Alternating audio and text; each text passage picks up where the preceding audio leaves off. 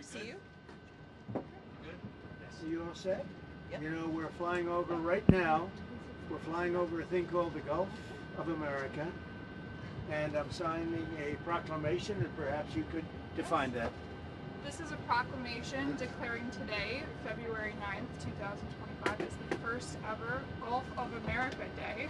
This follows the President's executive order issuing a name change from the Gulf of Mexico to the Gulf of America.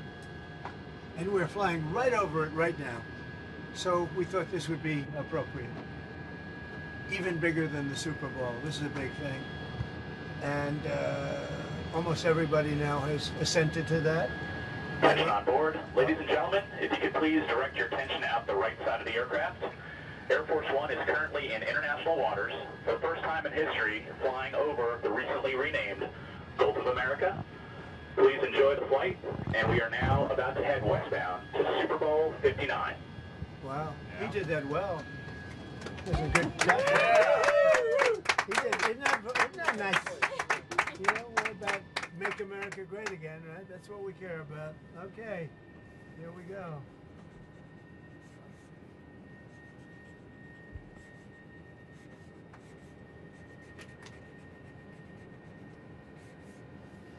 So this is a famous pen now, and we'll put it with something.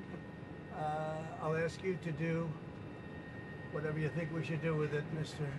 Secretary. Do you want to talk about, you know, Doug, Secretary of the Interior, and also working with Chris Wright on extracting vast amounts of oil and gas and making our country rich? Would you like to say something? Well, with the Gulf of America, this is a historic day. We want to thank President Trump. His executive order is what set this in motion. We signed a secretarial order as Secretary of Interior directing the U.S. Geologic Survey, who is responsible for the database, which is the Geographic Names Informational System. And so just prior to this signing, if you will, the button was pushed. It became official with this proclamation to call today Gulf of America Day. But now it's going out. As we're sitting here right now, our team is calling all the map providers, so Google Maps, Apple Maps, all the map people. That change will take effect this afternoon to Gulf of America. So again, fantastic. Thank you, President Trump, for setting this all in motion with your executive order. It's an exciting, fun day, and great to do this as we're flying over the Gulf of America. We thought it would be very appropriate. We thought it would be appropriate. Catherine, thank you very much for being here. So It's been a very important part of his life. And who knows what would have happened to him without you. It might not have been good. Here you go. Okay. Have you talked to Mexico about this? Actually, interestingly, I've never spoken to him about it. It was our call, and I have not spoken to him about it. I've spoken to him about many other things, but I haven't really talked to him about this. They have never brought it up. I'm a little surprised at that, but they've never brought it up. Sir, can you tell us about your conversation with Vladimir Putin? I don't want to do that now. We're trying to end that war. It's a war that would have never happened if I were president. It would have never happened. But we're making progress, but I can't tell you. You suffered a couple of court losses, Mr. President, and J.D. Vance said judges aren't allowed to control the executive power. What's your take on that? Well, we're going to see what happens. We have a long way to go, and we're talking about fraud, waste, abuse, and when a president can't look for fraud and waste and abuse, we don't have a country anymore. So we're very disappointed with the judges that would make such a ruling, but we have a long way to go. We have to find all of the fraud that's going on. We have tremendous fraud, tremendous waste, and tremendous abuse, and theft, by the way. And the day you're not allowed to look for theft and fraud, etc., then we don't have much of a country. So no judge should frankly be allowed to make that kind of a decision. It's a disgrace. Mr. President, a few years ago, Gulf of America, Canada, Greenland, Gaza, all these are very muscular foreign policy. How does this align with America first? Because it makes us bigger, stronger, and better, and more protective. We need Greenland because of national security, international security, world peace. And we'll have to do that. Canada, we'll see what happens with Canada, but the people of Canada would be paying less than half of the tax If you look at the tax, they're going to be paying less than half the tax. You know, they don't pay very much for military, and the reason they don't pay much is they assume that we're going to protect them. That's not an assumption they can make, because why are we protecting another country? Now, I love the people of Canada. We have a great relationship. But if they became our 51st state, it would be the greatest thing they could ever do. It would be unbelievable. It would be a cherished state. And think of how beautiful that country would be without that artificial line running right through it. Somebody drew it many years ago with a ruler, just a line. You look at how beautiful that is, wow, it would be very exciting. But if you look at Canada, it would be cherished as a 51st state. They don't pay their share of military in NATO.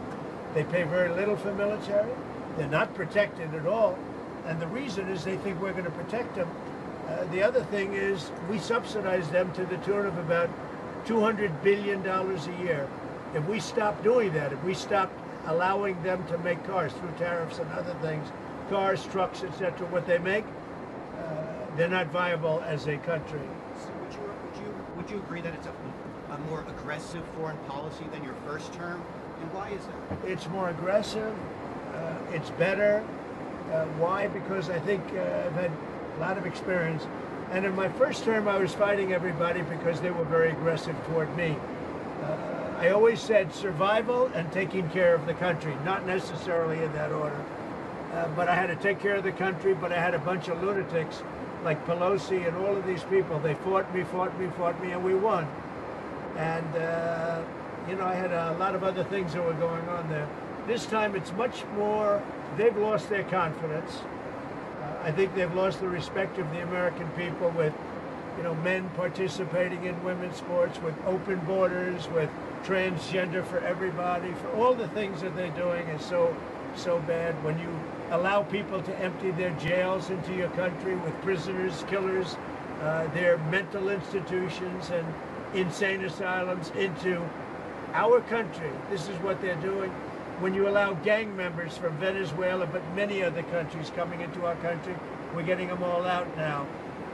They've lost their credibility, but they've also lost their confidence. So I have more time to do what I want to do. So we're making our country larger. We're making our country stronger. And in the case of Canada, if this should happen, I don't know how they can do it without us, because without the U.S., Canada really doesn't have a country. They do almost all of their business with us. And if we say we want our cars to be made in Detroit, with a stroke of a pen, I can do that.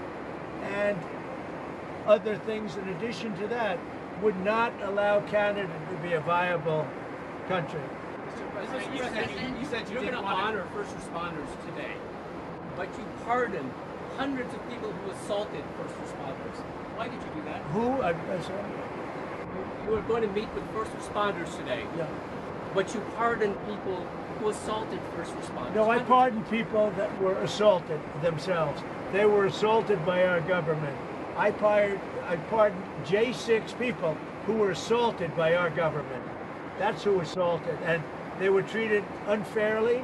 There's never been a group of people in this country, outside of maybe one instance that I can think of, but I won't get into it, that were treated more horribly than the people of J6. So, no, I didn't assault. They didn't assault. They were assaulted. And what I did was a great thing for humanity. They were treated very, very unfairly. There's never been an incident like it. Two foreign policy questions.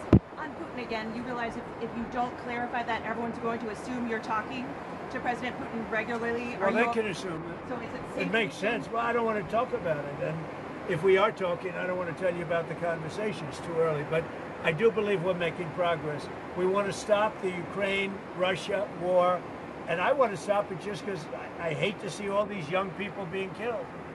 The soldiers are being killed by the hundreds of thousands. So you're starting to put together a plan for like a peace formula or some sort of resolution? We're talking to both sides. Okay. And then on Japan, are you okay with having a foreign country having a controlling interest in a U.S. steel company? Well, now let's look at this. When I came here, they were going to buy it, and Biden was going to approve it. All of a sudden, Biden didn't because he heard I wasn't going to. I don't want U.S. steel being owned by a foreign country. Interest is okay? They can have they don't have a controlling. They have an investment. All they're going to have is an investment. Will it be a joint? I don't mind an investment in a company, but especially U.S. Steel. U.S. Steel for 15 years was the greatest company in the world, the greatest #1 company in the world, and I'm not going to let another country buy it. We had a great meeting on that, but they are allowed to invest in it, and that's different. Mr. President, on tariffs, sir, you've talked about reciprocal tariffs coming in this week. Can you tell us a little bit more about that? And are you announcing a plan for it this week? Yeah, I'll be announcing.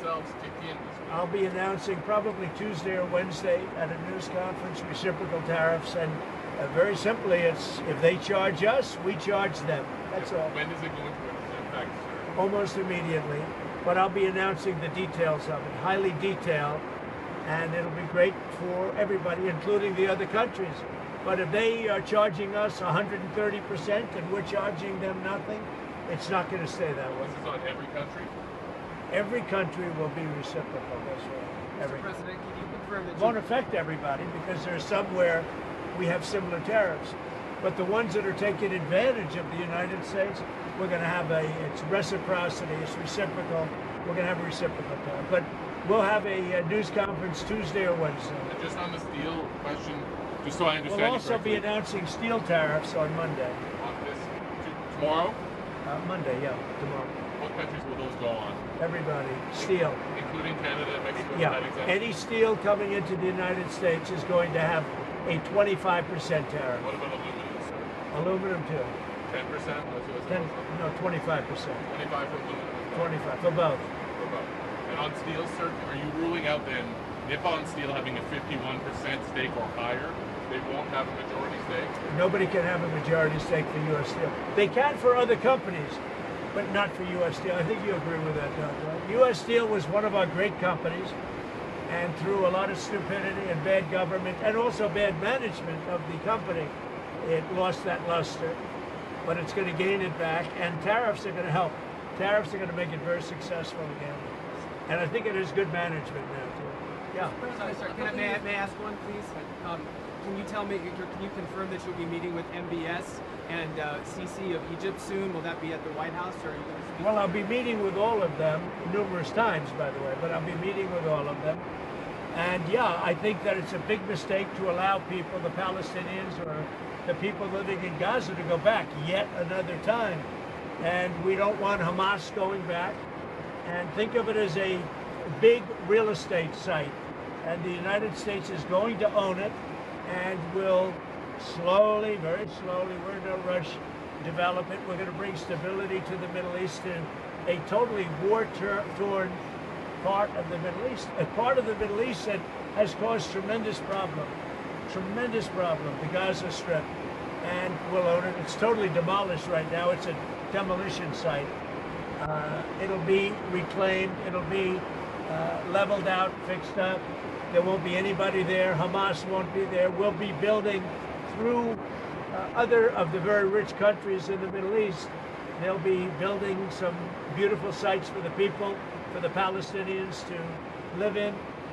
They'll be living in harmony and peace probably for the first time in hundreds of years. And just to clarify, I know you don't want to tell us about your conversation with President Putin, but can you clarify whether you had that since you've been in office, or whether it happened before you became president? I've had it.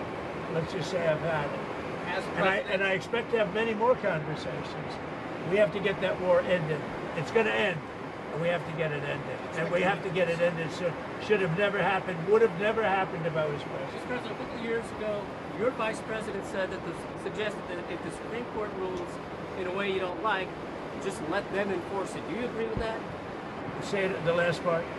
The vice president suggested that if the Supreme Court rules in a way that you don't like, they can just enforce it by themselves. Do you agree with that? I don't know even what you're talking about. Neither do you. Who are you with? HuffPost, sir. Who? HuffPost. Oh, no wonder. I thought they died. Are they still around? I haven't read them in years. I thought they died. All right, go ahead. Who else? On security clearances, you've been yanking a lot of them. Why does it make the country safer to take away the AG's security clearance, and is that a form of retribution? If there's somebody, no. If there are people that we don't respect, if there are people that we thought that were breaking the law or came very close to it in previous years, we do it. And we've done it with some people. We've done it with Biden himself. We think our country is not as safe if you gave him clearance. We don't think he knows what he's doing. And what he's done to this country is a disgrace. And what he's done in terms of allowing criminals, murderers, drug lords into our country, people from mental institutions into our country, he should be ashamed of himself. Is that a legally valid reason? On deportations, there's been some reporting that you've been upset that there haven't been more deportations. Can you clarify that? I think they're doing an incredible job. It's very tough. Deportations, finding murderers is not easy. Some of them are actually very smart. They shouldn't be in our country. There wouldn't have been. We had beautiful, we just set records for closure. We have the strongest border we've had in many years, since my term. But even for many, many years, decades before that. They're doing an amazing job, I think. Tom Homan's doing an amazing job. Kristi Noem is doing an amazing job. But it's not easy finding murderers who know they're being looked for. But we're sending out thousands of people. We're getting rid of thousands of criminals from our country. So, in-house, do you expect to meet him in person anytime? Where? Putin. Do you anticipate meeting with him in I would person? imagine I would be meeting with Putin, yes, at the right time. I think at the right time, at the appropriate time. Mr. President, back on Gaza, the White House press secretary told us last week that you're committed to rebuilding Gaza. Steve Witkoff said that process would take 10 to 15 years. Does your commitment to rebuilding Gaza extend beyond your time in office? I'm committed to buying and owning Gaza. As far as us rebuilding it, we may give it to other states in the Middle East to build sections of it. Other people may do it through our auspices. But we're committed to owning it, taking it, and making sure that Hamas doesn't move back. There's nothing to move back into. The place is a demolition site. It'll be, the remainder will be demolished. Everything's demolished. I mean, you can't live in those buildings right now. They're very unsafe. But we'll make it into a very good site for future development by somebody. We'll let other countries develop parts of it. It'll be beautiful. People can come from all over the world and live there. But we're going to take care of the Palestinians. We're going to make sure they live beautifully and in harmony and in peace, and that they're not murdered. This has been the most dangerous site anywhere in the world to live in. Hamas has been a disaster. And by the way, I have to tell you that I watched the hostages come back today, and they look like Holocaust survivors. They were in horrible condition. They were emaciated. It looked like many years ago, the Holocaust survivors. And I don't know how much longer we can take that. When I watch that, I know we have a deal where we're supposed to they dribble in and keep dribbling in, but they are in really bad shape. They have been treated brutally, horribly. Even the ones that came out earlier, they were in a little bit better shape, but mentally they were treated so badly. Who could take that? At some point, we're going to lose our patience. When I see that scene that I saw today with people coming out of helicopters and airplanes that are emaciated, that look like they haven't had a meal in a month, no reason for that. And I don't know how much longer we can take it. Do you mean you want to recast? I don't know how long we can take it. When I watch people that were healthy people a reasonably short number of years ago, and you look at them today, they look like they've aged 25 years. They literally look like the old pictures of Holocaust survivors. The same thing. I mean, the same thing.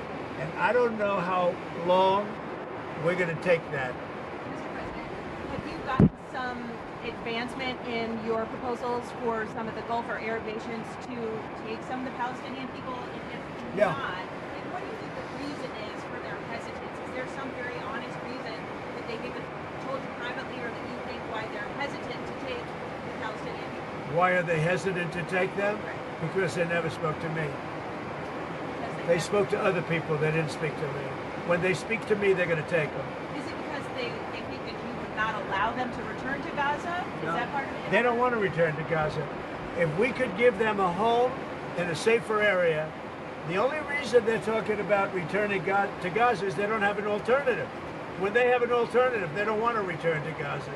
If they had a home that was safe, where you don't have Hamas threatening them, killing them, torturing them, they'd rather not return to Gaza. But right now, Gaza is the only alternative. As far as the other regions, the only reason they maybe don't act enthusiastic is they haven't talked to me. They talk to other people, but not to me. When they talk to me, they'll be enthusiastic. And on spending, you found some maybe questionable expenditures, or Elon Musk has Not found them? some questionable. The whole country looks like it's a fraud. It's fraud, waste, abuse, but it's a tremendous fraud. And what Elon and his group of geniuses have found is unbelievable. It's unbelievable. And that's just in USAID. Soon we're going into education. You'll find the same thing but bigger. Soon we're going into the military, and you're going to find a lot of bad things happening there. You'll find it because our government has not functioned properly for many, many years, and we're going to make it function properly. We're even looking at treasuries. There could be a problem. You've been reading about that with treasuries. And that could be an interesting problem because it could be that a lot of those things don't count. In other words, that some of that stuff that we're finding is very fraudulent.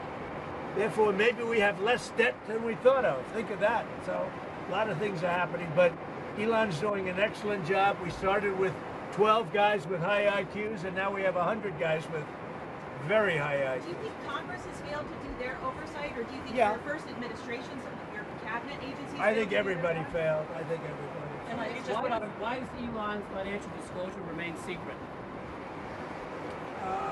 Because nobody's looking at that. We're looking at all the corruption that's taken place. I mean, his financial disclosure is largely the number of shares that he's got in very public companies, and that's not secret at all. If you read that, you'll see a lot. I mean, he talks about his whole thing. I read one where it really gave a very good history of him, but basically it's a number of shares times a certain stock price. So why is that not public? It is public. All you have to do is read it. So on USAID, sir, what is kind of like the message to countries that depend on humanitarian aid distributed through USAID? What is your message to those countries? The ones that have been, the few that have been legitimate in terms of getting legitimate money, will probably put it through the State Department. It'll be handled by Marco Rubio, highly respected man, Secretary of State. There's no reason for USAID, when you look at the politicians that have been in there sucking the blood out of it, when you look at all of the fake deals, I mean, look, all you have to do is get a list of all of the things you can see by the heading. It's fake, it's fraudulent, it's probably kickbacks, where they send the money and then it gets kicked back to the person that sent it. So the ones that are good, and there are not many of them, but the ones that are good, and there are some, will probably have that be handled by Marco Rubio in the State Department. Will they take on some of the USAID workers? They could, if they like. Mr. President, another Will it still be called USAID, Mr. President, or will it not? I don't know that it's going to exist. Why would you need it? The State Department can take care of Do it. you think the amount of spending on foreign aid will decrease also, or just the number of employees? It should decrease, yeah. I hope it decreases. Yeah, by how much? When By we half, have $36 trillion in debt, and we're taking care of countries that are very rich and sending aid to countries in some cases that are rich, in some cases they're not rich. But no, it should very much decrease. Mr. President, But it won't be the scams that you've seen. another cut that NIH put out a memo on Friday night. It's going to cut $4 billion from the percentage that they pay to universities and public colleges in all those states, not foreign countries. $4 billion. Is that okay to take that off the top? Sure. It could be okay. I mean, you have to look at the universities. Some are legit. You could also say, why are we giving money to Harvard when it's got a $50 billion endowment? $50 billion. And yet they don't use that endowment to help their students. This is for research like biomedical research and all that. That's fine. Look, we want to take care of research. We want to do a lot of things. But when you look at the USAID and you look at all the things and all the scams that was with, I don't have to go through it now, but I'll get you a little list, and you'll see one after another. There were very few legitimate. It was the opposite. Usually you find something wrong, like 1 out of 100, But this is the opposite. Here, almost everything was wrong. You find very few that were good, but there were some that were good. That'll be handled by the State Department, I assume. That's not final yet, but I think the best would be Marco Rubio at the State Department. One or two more. You're going to launch services. Is the Pentagon spending too much on launch services to space? I think space is going to be a very important element. You know, I'm the one that came up with Space Force. I'm very proud of it. Biden tried to get out of it, and he was really rebuked by the military. I think space is going to be one of the most important things we do. It's going to be all about space, especially defense. So space is very important. Mr. President, would you accept Palestinian refugees into the United States since you're looking to other countries? I'd have to look. I think it's a very far distance for them to travel, but I'd have to look at individual cases. But I do think that coming into the United States, we've taken a lot of people, but coming into the United States, it's a long way for them to travel. They're far away from their families and their friends and everything else. I think they'd be very happy staying in the general area with in a place that was safe, where they could be safe and lead a good life. They don't want to go back to Gaza. As I said, I've said it a lot. They only go back because they have no alternative. They don't want to go back to Gaza. So we'll see. We hope that we'll be helped by Egypt. We hope that we'll be helped by Jordan. We hope that we'll be helped by other countries. We hope that some of the, like Saudi Arabia and others, can spend some money on it. They have tremendous amounts of money, and they'll spend some money on making people comfortable and safe. One question about the Super Bowl. You're going to the game. One of the big things that you've done so far in office is cracking down on DEI. I saw that the NFL commissioner said, I think this week, that they're happy with their diversity program. What's your take on that? Would you like to see any changes there? I don't know what the diversity program is. To be honest, I know Roger very well. I'd have to look at what he said he's happy with. He was happy also with the flag and a lot of other things that didn't work out too well. We'll have to see what he was happy with. But right now, that's, you know what the law is. The law is the law, and it changed, and it's been backed up by the U.S. Supreme Court. But we'll see. There are a lot of interesting things going on right now. I'll tell you what, there's a light over the United States. People are happy. They're more confident. The approval ratings for this country have gone through the sky. More than at any time we've had approval ratings that there's never been anything like it. We've never seen 49 points up. 49 points up. And I think there's a light actually long beyond this country, all over the world. I've been called by other leaders. They said, sir, there's a light over our country right now. There's a light over the world. We got rid of a horrible and totally inept administration, an administration where the president wouldn't even go and do a Super Bowl interview. For 4 years, I mean, he didn't do a Super Bowl interview. I did. You'll see it in about 1 or 2 hours. One more on the refs. Do you have an opinion, sir, on whether the referees have been throwing the games to the Chiefs all season? I don't believe that, no. I don't. Why do you want to be chairman of the Kennedy Center Board? Well, I think you're going to have a great game. It's two great teams. I don't know. Who knows who's going to win? You have great players, though. You have really superstars playing on both teams. So I think it's going to be a great game. Why do you want to be chairman of the Kennedy Center Board? Because I want to make sure it runs properly. We don't need woke at the Kennedy Center. We don't need, some of the shows were terrible. They're a disgrace that they were even put on. So I'll be there until such time as it gets to be running right. Have you seen any shows there? How do you know they're terrible? I didn't go. No, I got reports that were so bad I didn't want to go. There was nothing I wanted to see. Thank you very much, everybody. Yes, Modi, sir, Modi, you're meeting Modi. I look forward to it. He was great. Thank you, Franco. He's a great guy. He's very sad over his mother's passing. He's a great guy. Thank you. Thank you, Mr. President.